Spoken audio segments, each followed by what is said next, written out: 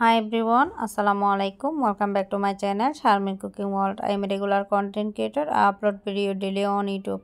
Please like, comment, share and subscribe my YouTube channel. Enjoy this video. তো বন্ধুরা, আজকে আমি কি রেসিপি করব সেটা আমি আপনাদের সাথে শেয়ার করব। তো চলুন শুরু করা যাক। আজকে আমি তৈরি করে দেখাবো চিড়ার কাটলেট। চিড়া দিয়ে এত সুন্দর রেসিপি হয় আপনারা বিশ্বাসও করতে পারবেন না। তো এখানে আমি 2 কাপ চিড়া নিয়ে নিলাম। তো চিড়াগুলোকে আমি একটু পানি দিয়ে ভিজিয়ে রাখব। তো তার জন্য এখানে আমি একটু পানি দিছি। বেশিক্ষণ ভিজাতে হবে না, চিড়া এগুলোতে পানি দিলে মাত্রই একদম নরম হয়ে যায়। তো এই তো আমি এগুলোকে একটু ধুয়ে ফেলব। এখন আমি নিয়ে নিচ্ছি 1 কাপের একটু কম মসুরের ডাল।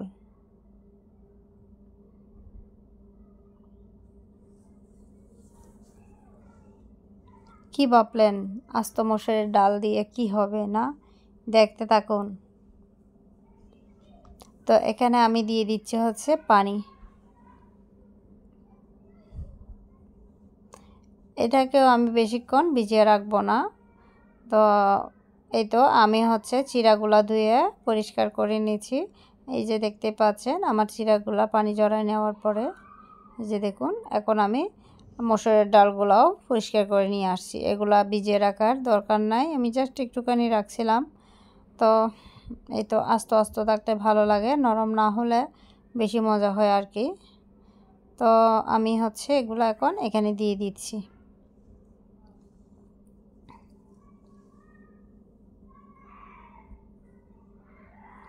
এখন আমি দিয়ে দিচ্ছি 5টা কাঁচামরিচ কুচি। আপনারা চাইলে ঝাল বেশি খেলে বেশি দিতে পারবেন, আর কম খেলে কম দিতে পারবেন, আপনাদের উপর নির্ভর করে। তো এখানে আমি দেশি পেঁয়াজ কুচি করে দিলাম 4টা-5টা। দেশি পেঁয়াজগুলো খেতে বেশি মজা তাই। তো এগুলো দেওয়ার পরে আমি এখন দিয়ে দিচ্ছি চালের গুঁড়া। 1/2 কাপ চালের গুঁড়া, বেশি দিতে হবে না।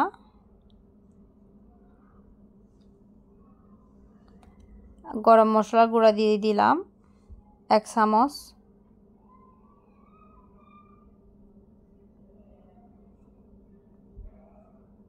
লবণ পরিমাণ মতো। লবণ প্রথমে কম করে দিবেন, লাস্টে করে দেখবেন, যদি প্রয়োজন হয় আবার দিবেন। আস্ত জিরা 1 চামচ। আপনারা যারা আমার ভিডিও দেখেন তারা বরাবরের মতোই জানেন আমি আস্ত জিরা অনেক বেশি পছন্দ করি। আস্ত জিরার ফ্লেভারটা আমার কাছে অনেক বেশি ভালো লাগে। বেকিং পাউডার 1 চামচ।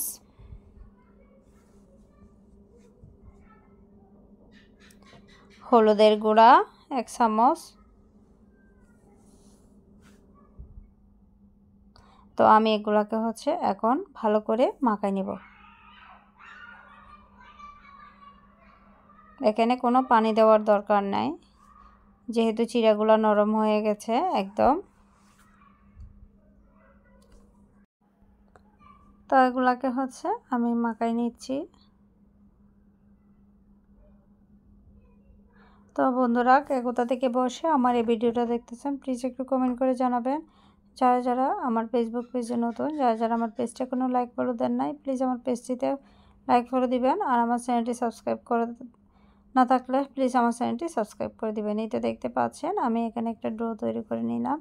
আর আমি এখানে একটু হাতে আপনারা ঘি বা বাটার আর না হলে তেল কিছু একটা হাতে মেখে নেবেন।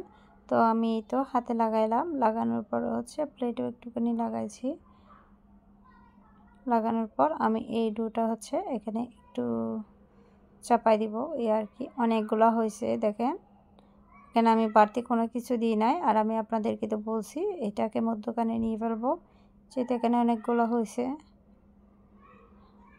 আর আমি এখান থেকে আমার সুবিধার জন্য এখান থেকে নিয়ে নিয়ে আমি বিভিন্ন শেপ দিব।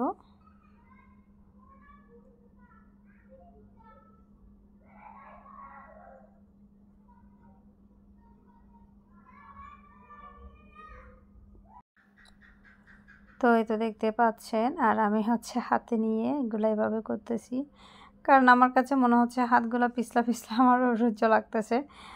যাই হোক, আমি এভাবে করতেছি, যার যেদিকে সুবিধা হয় আর কি। আমার কাছে এইভাবে সুবিধা মনে হচ্ছে। তো আমি এইরকম নিয়ে প্লেটে নিচ্ছি। তো দেখেন আমি বিভিন্ন শেপ দিয়ে হচ্ছে এখানে হচ্ছে এই যে বানাইছি। আর এখানে অনেকগুলো হয়েছে, আমি জাস্ট আপনাদেরকে দেখানোর জন্য অল্প একটু এখানে প্লেটে করে নিয়ে দেখাইছি। এখন চলে যাওয়া যাক রান্নাতে। আমি একটা কড়াই নিছি, এই কড়াইটা হচ্ছে একদম পুরনো।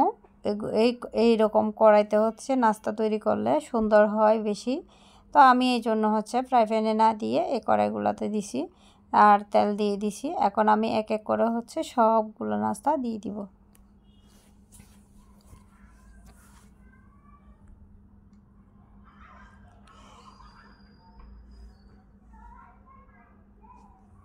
প্রথমেরটা একটু সুন্দর কম হয়, এরপরেরগুলো একটু ভালো বেশি হয় আর কি।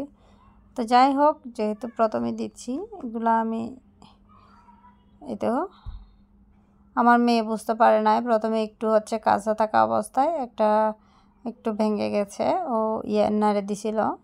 যাই হোক, এগুলো একটু চুলাটা ছোটো করে দিলে সুন্দর করে একদম মুচমুচে হবে। আরও কালারটা দেখেন অনেক বেশি সুন্দর।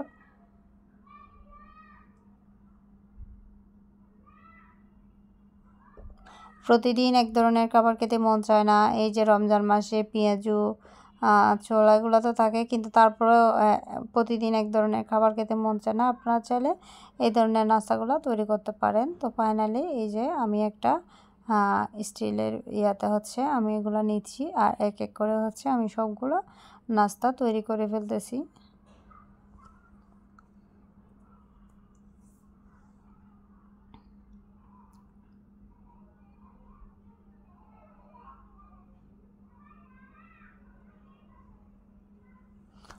এখন আমি এগুলাও হচ্ছে এগুলা এক পাট হয়ে গেলে এবার উল্টা দিতে হবে, এই আর কি। দেখেন কত সুন্দর কালার, মাশাল্লাহ মাশাল্লাহ। আপনারা বিশ্বাস করবেন না, ক্যামেরার চাইতে বাস্তবে সুন্দর বেশি হয়েছে আরও। আর একটা ভালো একটা গ্রান পাচ্ছি আস্ত জিরা দেওয়াতেই, মানে কি বলবো, আমার মেয়ে বারবার জিজ্ঞেস করছিল এটা এত সুন্দর ফ্লেভার মামুনি। আমি বলতেছি যে এগুলো হচ্ছে আস্ত জিরার। এখানে দেখতেই পাচ্ছেন আমি কোনো মশলা ইউজ করি নাই, শুধু একটা গরম মশলার গুঁড়োটা দিছিলাম এই আর কি।